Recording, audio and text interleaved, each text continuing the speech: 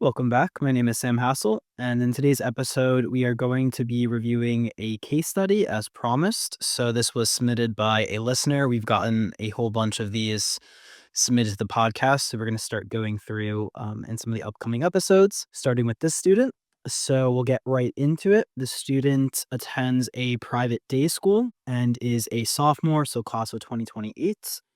Their GPA weighted is a 4.614.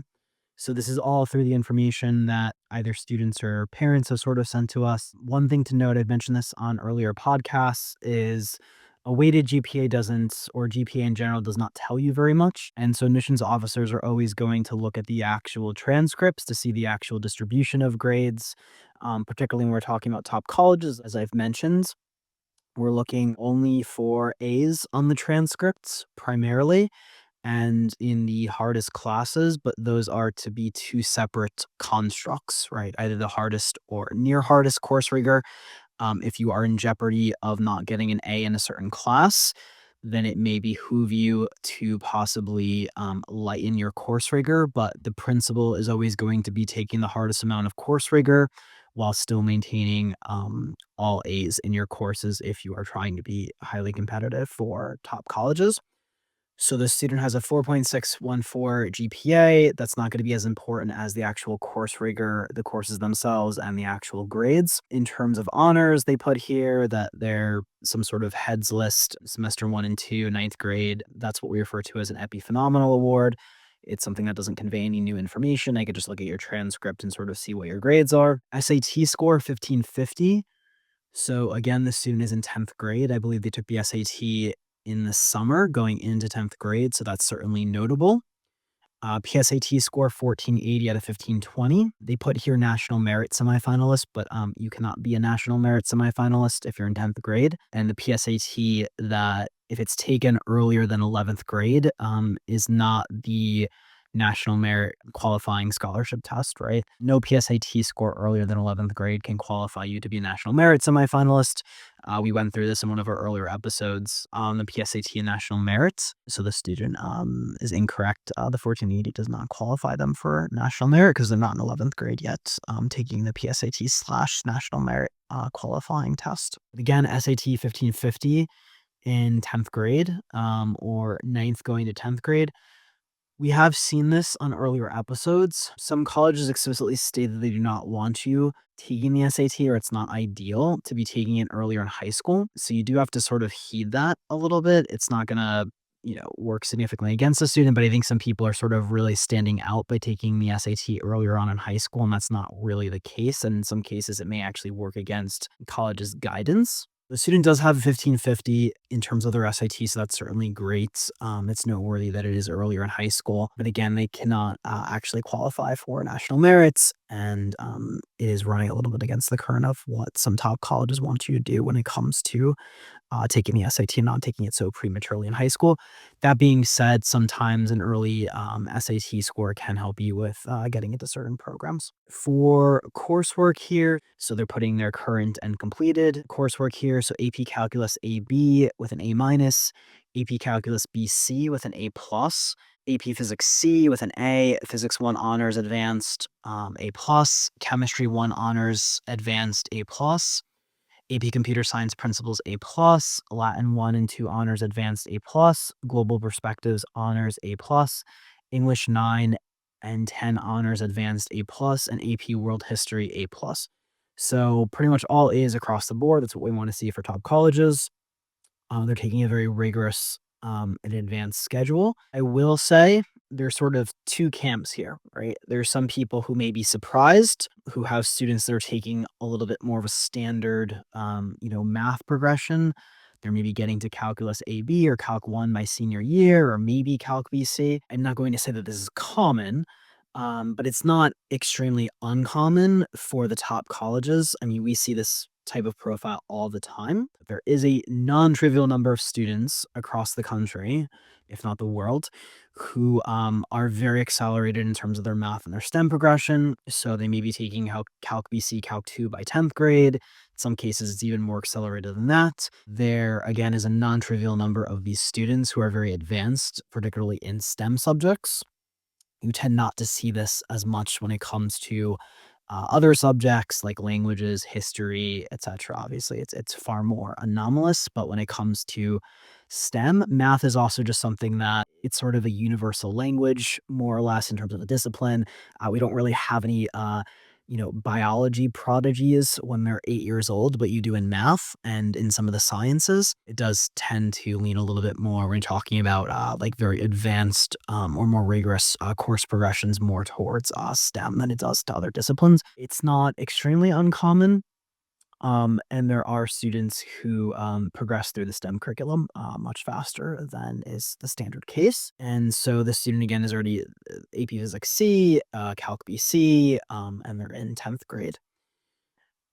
The other thing that I do want to just alert this student to, or students who do this, it's certainly great from the standpoint of being ahead of other students in terms of course rigor and the progression. On the other hand, again, there is a non-trivial, population of students who do this, particularly students interested in STEM. And so it's not totally uncommon to see this type of profile. It's heavily leaning into what I would say are the logical components of the application, which are sort of look at me, look how impressive my metrics are. And so we see this a lot, and top colleges will see this a lot. And when we sort of contrast this with a student's resume, it's a lot of people trying to play a game where they're trying to win on sheer numbers. A lot of students sort of talk about having, a very commoditized application, right?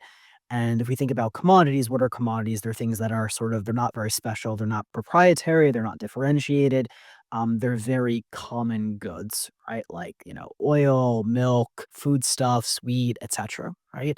And what do commodities compete on? They compete on price, right?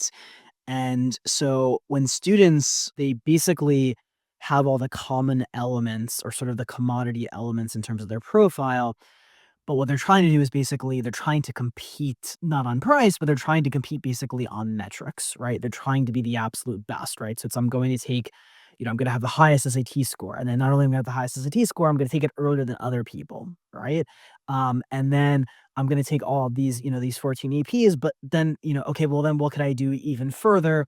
I'm going to take it even earlier, right? And this is a very metrics based approach to building a candidacy. And we can sort of see why it's very alluring, because metrics are very easily measured. It also comes with a lot of structure. Taking classes has a lot of structure. It's very measurable. There are clear benchmarks. You get grades, right? And there are a lot of students who are very enamored and parents who are very enamored with this approach. And they think that they'll sort of see a student who didn't get in to a top college, and that student took 11 APs, and they'll be like, "Oh, but I'm taking 14 APs." Well, you have to understand is at these top colleges, there's no shortage of smart students. It's not like that's the missing element. What differentiates students at the top colleges is a lot of the soft factors, right? Which is there's a bunch of smart students, but there are way fewer students who are smart and very focused, and their focus is very niche and interesting, right? And they've pulled together a very unique, compelling story in their application. And a lot of those components are not due to simply logical, rational, prefrontal cortex. You're not trying to just change the admissions officer's mind. You need to change their mood. And so we talked a lot in an earlier podcast. It was called The Perfect Activity for IB Plus Colleges. And what you'll see in a lot of these profiles is they're very one dimensional. They're very all in on just the metrics and the numbers of the application. And particularly, you do the student, it seems like they are Asian, East Asian. You particularly see this type of profile, I will say, more among Asian and Indian students. Some of that may be parental backgrounds. It may be coming from countries and cultures where there are extremely high stakes, sort of metrics evaluations, high stakes tests. That being said, students all across the United States, domestic students, students who aren't Asian or Indian also try to do this. There is no shortage of parents and students who have a very rude awakening for them, which is just because you have a 1550 SAT score doesn't mean you're going to get into any of these colleges. that you have all of these students who are extremely smart with great test scores, great grades, great course rigor, as we mentioned a lot on the podcast. So it's not just for, students of certain racial or ethnic backgrounds, but I will say it's much more common. I would say probably 80% of the time when we see a profile where it's a student who's very accelerated in math or very accelerated in science, or they're taking the SAT very early and hitting top scores, a lot of times those students do come from these particular overrepresented minorities at the top in highly selective colleges, right? So it's something to be aware of. More importantly, you need to understand the psychological evaluative components of this process, right?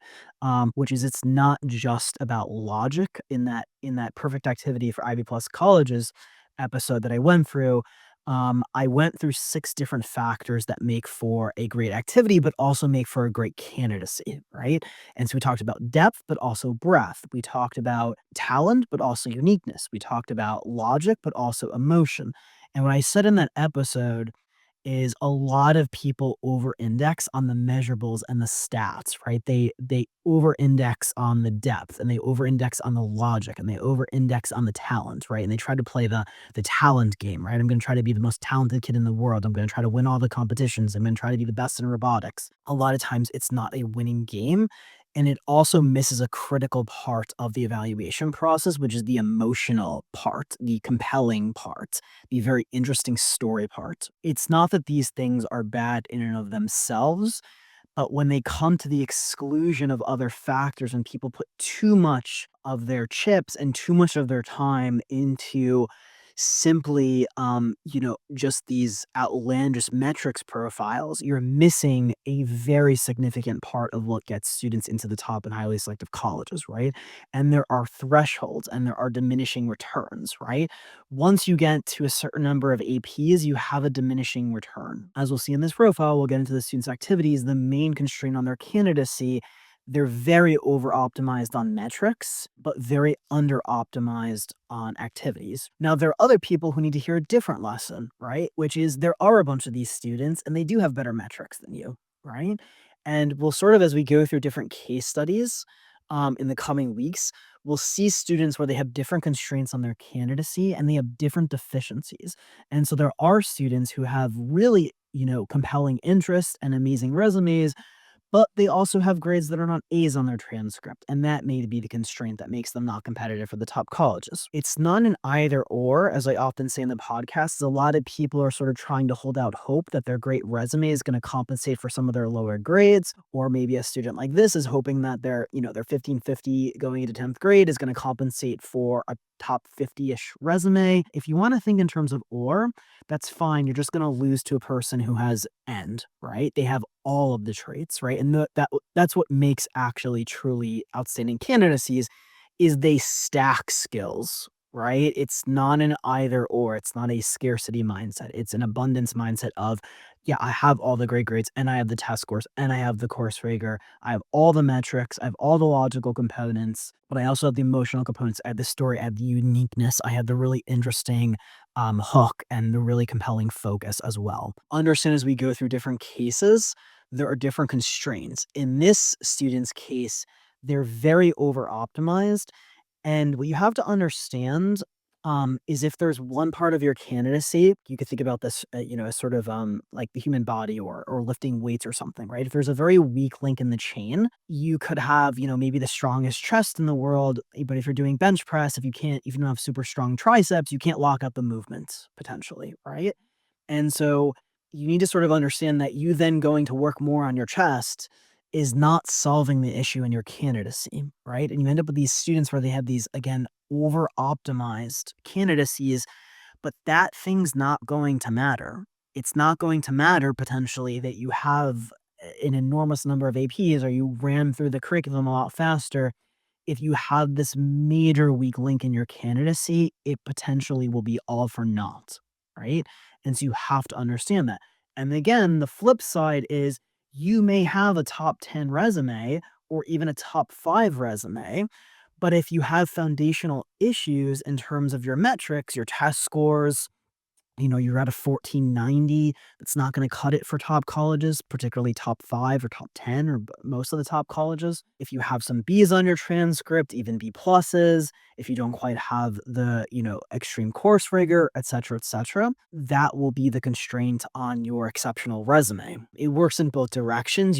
You're dealing with different cases and you're dealing with different constraints, right? But you do have to understand that, a lot of people they're sort of solving a problem that they don't have, and they keep solving. It's like they keep hitting their head against the wall. "Let me take more AP, let me," right? And it's like, by all means, certainly maintain this, amount of course rigor, but don't delude yourself in thinking that it's only the logical or metric components of an application that are going to allow you to stand out and beat a lot of students. And again, we sort of see this profile where people just think it's like, oh, this student, from my high school didn't get into Stanford. It's like, oh, because they only took 11, but I take 12 APs, right? It's like you're probably not going to get a different outcome, right?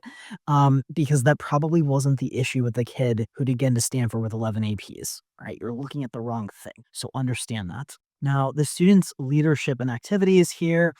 So student government, on student council, treasurer for 1 year, and vice president for the current year. So it's fine. The problem is that this is just a very common activity. You have student government, student council, you have 30,000 US high schools. You have it at pretty much every single high school. It's not rare or unique enough. Is it great that the student has some leadership? Sure, but it's just these are dime a dozen. These clubs are at all the different high schools, and it's just not differentiating enough, right? And then the other question is it relevant to their hook?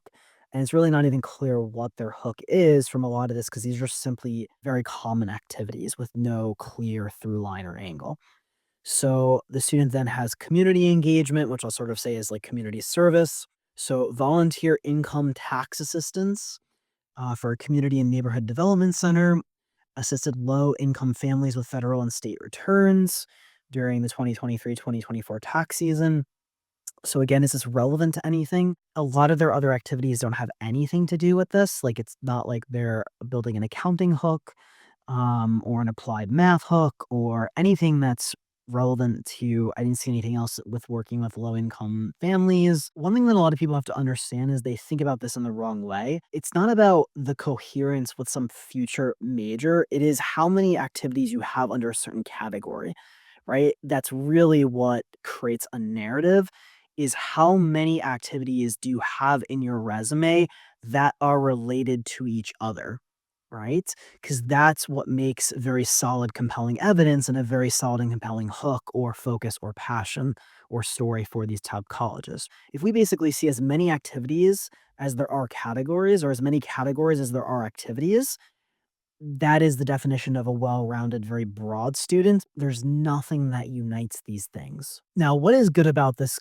sort of community engagement or community service is it is more niche. This isn't a soup kitchen or a midnight run or service trips to Guatemala or Africa. It does, like a lot of service, have some, sort of conspicuous compassion or virtue signaling, which is sort of, I don't know, does student do this just because they felt they had to do it for college, or do they do it because they really wanted to do it? It would seem more genuine if I could see other activities that related to the student, maybe bringing math or accounting or something to a service perspective, but we don't have that in the rest of the resume. So I'm just not sort of clear if this was just sort of, felt compulsory. And so it's not when we sort of say that service, comes across as performative or not unique. It's just, I don't know. I don't know why you did it, right? I don't know if you were just doing it to checkbox or if this was really handicapped by something you really love or are genuinely passionate about or you really do care. And a lot of service, it's not clear, right? It could be performative. It's certainly in a lot of cases not unique, the services, but I just don't know, right? And so if we sort of think of certain admissions traits, one that is extremely valued by top colleges is agency, right? Agency is sort of high initiative. You sort of, break from convention, maybe break from stereotypes. It's not the world is happening to you, but you are happening to the world. That's a very high agency student. They're sort of making things happen. They're a doer. They're going to conferences that they squeeze themselves into, and they're getting, business cards, and they make stuff happen in the world, right? That's high agency. They're doers. Now, a student who has a bunch of activities that don't sort of break from the mold in any way, that don't show high initiative. It's not we couldn't infer from that student is not high agency, but we could say that from the evidence, there is nothing that indicates high agency, right? And so if you do something that's, not unique, I don't know, maybe you are actually unique, but I don't have any evidence that you are unique. When it comes to service and these different activities, if it just looks like everybody else's, I don't have any evidence that you're unique. I don't have any evidence. I'm not really sure. There's no compelling evidence that you're really passionate about, other people or caring for other people because I just see this thing in a bunch of students, activities. And I'm pretty sure that a bunch of students, are checking boxes or they have high school requirements, right? Or they're doing it for other reasons. And so the student has this community service. I do like it's a little bit more niche than just sort of, again, very generic or cliche community service. This is at least one of the things the student has in their profile that has some texture to it, has some nuance, right? It's sort of like how often do you see this in students' profiles? We've seen it before. You do see some of this tax assistance volunteership. It's not that we've never seen it, but how many times do you see student council or some of their other activities that we're going to get into all the time? And that's going to be true for top college as well. So I do like that as a little bit of nuance, as a little bit of texture, right? There might be something there. Now they have competitive swimming here, and so they have swim team for YMCA 2014 to 2026. Athletic conference, second place. They have different awards here, sort of a laundry list of awards. Now, I'm gonna say that it doesn't seem like the student is at a sort of Division 1 recruited, level, and you all sort of hopefully by now know our stance when it comes to sports, 2 categories, recruited and irrelevant. So if you're not a recruited athlete, if you're not absolutely exceptional, and that is going to be a hook in and of itself for top colleges, then you fall much closer to the irrelevant category, which is where most people fall, unless you make it relevant to your hook, right? So if you're interested in sports management or, data analytics when it comes to swimming, and you're building a hook around that, and it has some academic component to it as well, not just the sport, then that can certainly be fine, and then you've made it relevant. Outside of that, if it's not relevant to your academic hook and you're not a recruited athlete, it's just sort of there, and it's something that sits in a lot of students' profiles, right? So understand that. Next up, the student has orchestra and music. Youth orchestra, selected for a chamber music festival, awarded private lessons, regional orchestra, state university. These are just very common activities with the music. Then they have STEM and clubs that they put here. So science Olympiad, electric vehicle, and other events, robotics team member. Obviously, the member part isn't great. It just shows membership or participation. You don't want to phrase it that way. Certainly, when you get to the applications, hopefully there's an opportunity for some form of leadership. And then they put winter term science Olympiad, sort of a course that they take in school that they got an A plus in. And then they put awards and recognition here, United Way, some sort of group member, city teen council grant making, youth-led garden project winner. I will say that's one of the other fairly textured activities in the students list. I would be sort of curious as to what that was with the garden. Again, if it's just like a youth council or affinity group member, these are very generic, right? Student leadership, student council, like this is just generic, right? What is the specificity here? Like what is the angle? And so that does have a little bit more texture. If the student had any interest in, botany or gardens or environment, but that's not indicated anywhere else, right? And so the same thing with sort of the tax assistance, kind of interesting, kind of texture, kind of nuance, not something you see in a lot of students' profiles. The sort of youth-led garden, right? We had a newsletter recently. We're talking about the most common activities that students do, right? And so if you're doing community service, soup kitchen, not unique, but if you're sort of planting, cheap sensors in a local community garden because you have an environmental science interest, that's relevant and it's unique and it seems much more genuine, right? And it's cool and it's interesting. You could tell a story about that in your applications, right?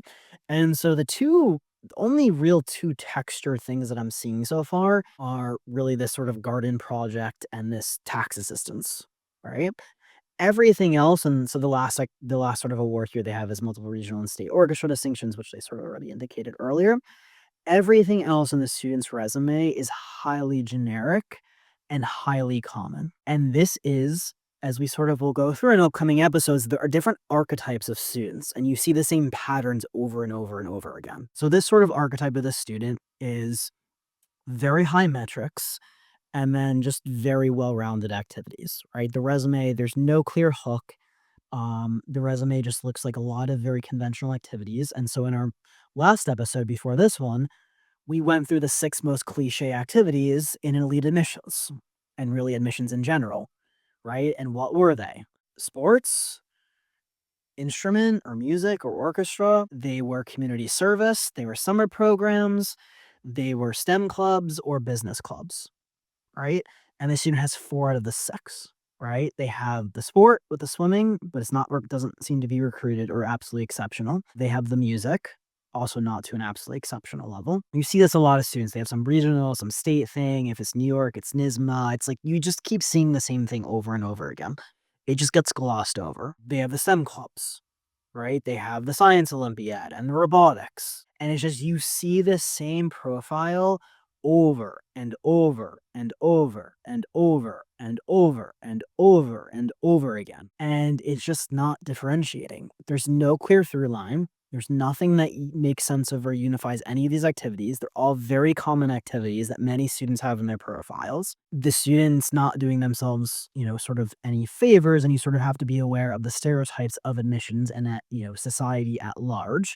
And as we covered in our recent masterclass, and as we talk a lot about on this podcast, there's, of course, an Asian, Indian, overrepresented minority stereotype and positioning liability when it comes to STEM subjects. For any students, there are more competitive fields such as business, engineering, sort of the very pre med, the very common pre professional areas, or the fields that a lot of people want to be in. Those fields come with their own positioning liabilities for students of, all races and backgrounds and sexes and genders, etc, right? But if you're Asian Indian, you're even more overrepresented, particularly in STEM fields or some of these pre-professional fields like pre-med. So you have to be aware of that, and you have to understand you're working from a greater sort of whole, more or less, right? You're very likely to be stereotyped. They're very likely to see a lot of applicants from your racial ethnic background applying to these fields. It's very common, it's very stereotypical, it's not very unexpected. You have to be aware of that in admissions, even post affirmative action. They can still see your parents if they're immigrants, they can still see that, they can see your last name. And so you have to be very aware of the way that admissions actually works, and some of these stereotypes and these very common profiles, right? And as I've also mentioned, if you're an Asian or Indian boy and you're in STEM fields, it's even worse off for you because you're even more overrepresented, right? And it's not clear whether the student is a male or a female. If it is an Asian male, it's even harder being sort of in STEM areas, right? And so if we're looking at this profile, again, it's great. The metrics are, fantastic. They're maxed out, they're accelerated, they're 1550, going into 10th grade. And again, there's a whole bunch of people where they have the opposite problem. They have really interesting, really unique resumes with really, distinct and distinguished hooks, but they need a 1550 on the SAT, or they need more course rigor, or they need, higher grades, right? They have a couple of B pluses, whatever it is, right?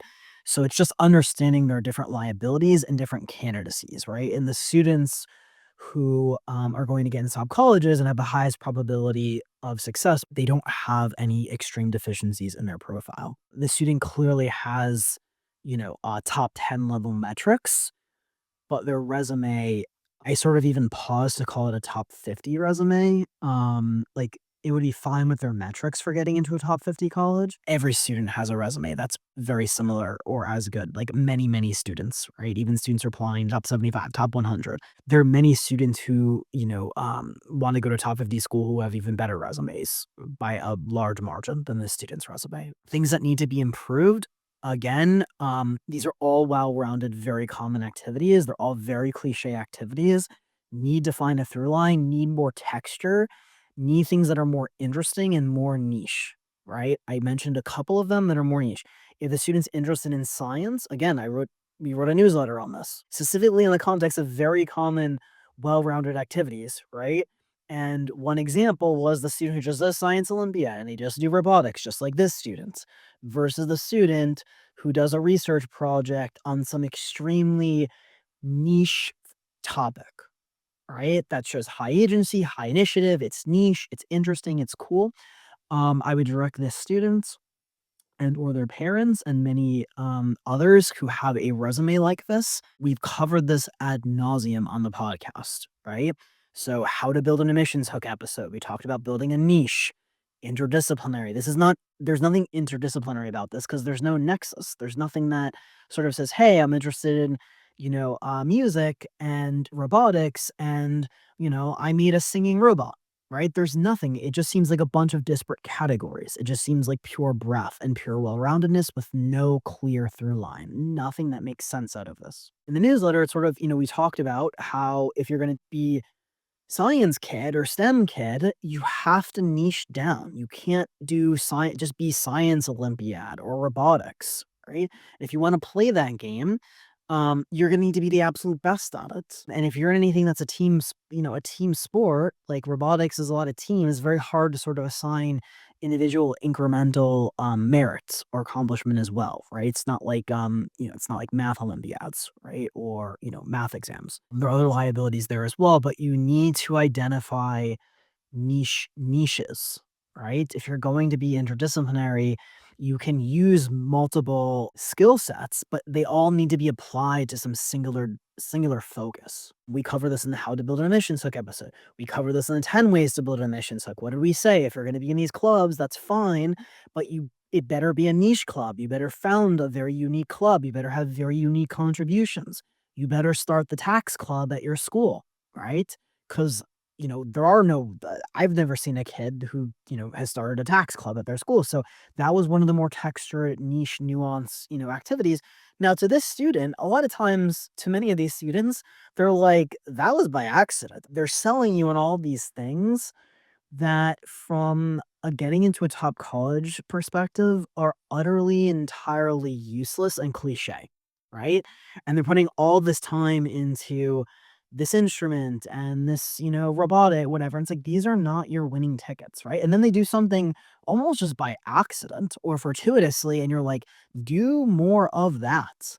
That is actually unique and interesting. We talked about the 10 ways to build an admissions hook. You can't just do clubs and expect you're going to go to a top 10 college. Everybody can do clubs. Everybody, and then, okay, well, I'm the leader of a club. Who cares?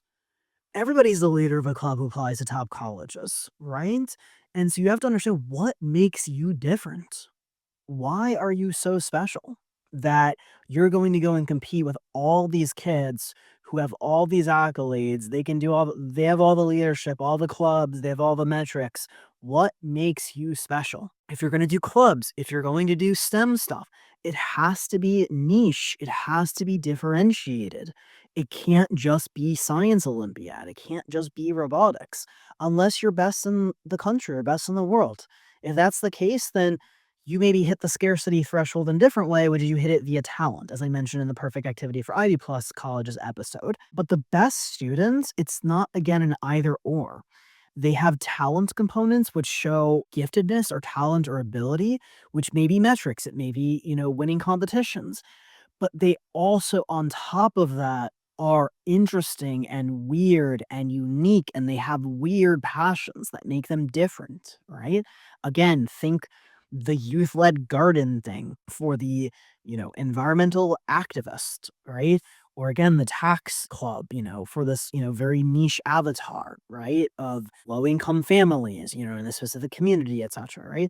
Some of that starts to get a little bit cliche with the community service angle, and starts to feel a little bit like potentially conspicuous compassion or virtue signaling. But at least it has some real texture to it, and you need to lean more into that texture, right? With the Science Olympiad, it's the electrical vehicles. Okay, that's a lot more specific than just being generic STEM kid. Is there something there? Maybe.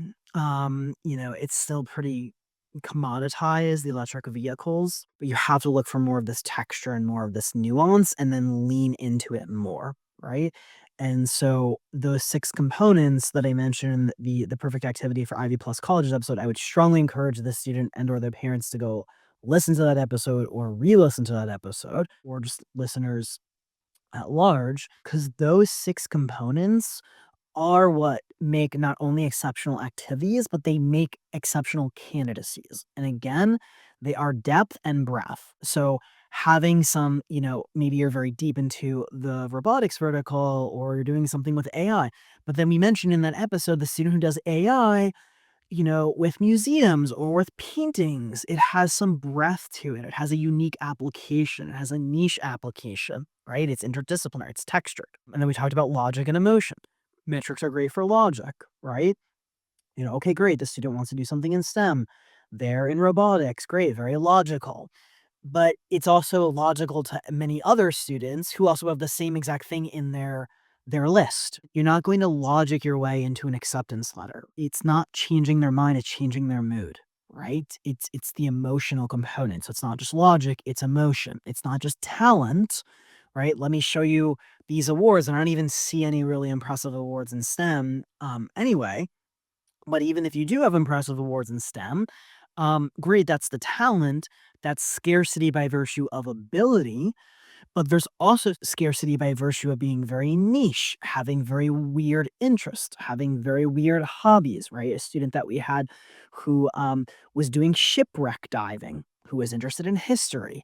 It's weird, it's different, it's unique, it's real intellectual vitality, right? There's no club after school.